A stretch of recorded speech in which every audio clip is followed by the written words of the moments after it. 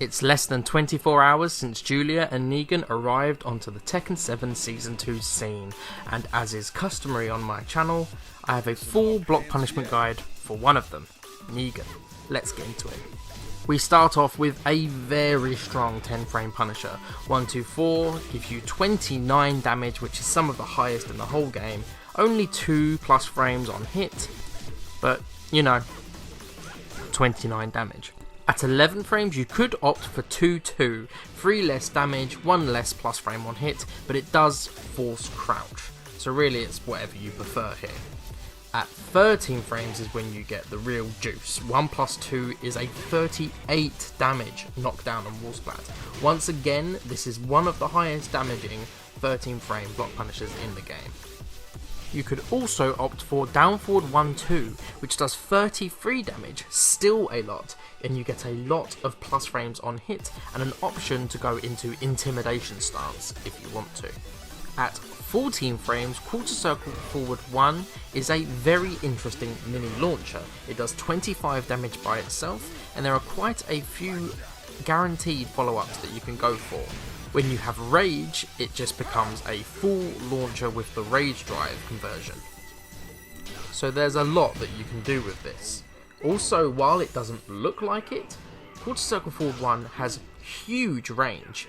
It is very consistent for punishing moves like Heihachi forward forward 2, Paul's Death Fist and Demo Man, as you can see.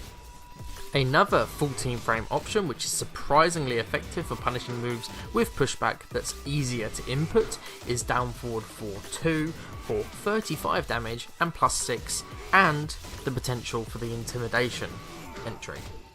And at 15 frames, a typical down forward 2 launcher, it does 12 damage. It's a 15 frame launching mid, it's just what you want for every character.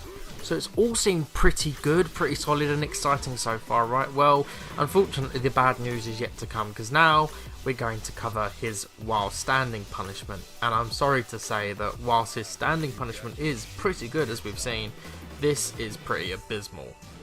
At 10 frames you get your usual full crouch down jab for 5 damage and +5. At 11 frames you get a just about above average while standing 4 that does 17 damage and +5. And you don't get anything until all the way up to 14 frames. Not having a big chunky 13 frame while standing Punisher is really bad in Tekken 7.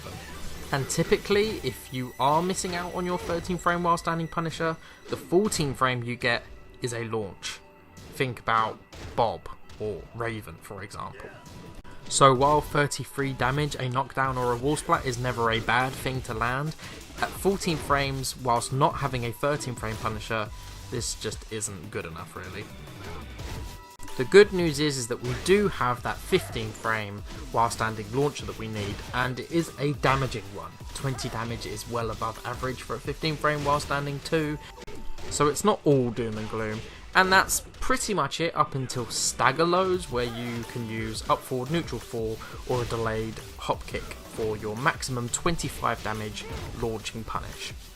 In conclusion, Negan's standing punishment is solid and very interesting. His 10 frame, 13 frame and 14 frame standing punishments in particular really stand out for being powerful standing block punishers. And his while standing punishers, unfortunately, really do suck. They're very underpowered. Now I hope you all enjoyed this. Like, comment and subscribe for more soon. I'll see you later, guys.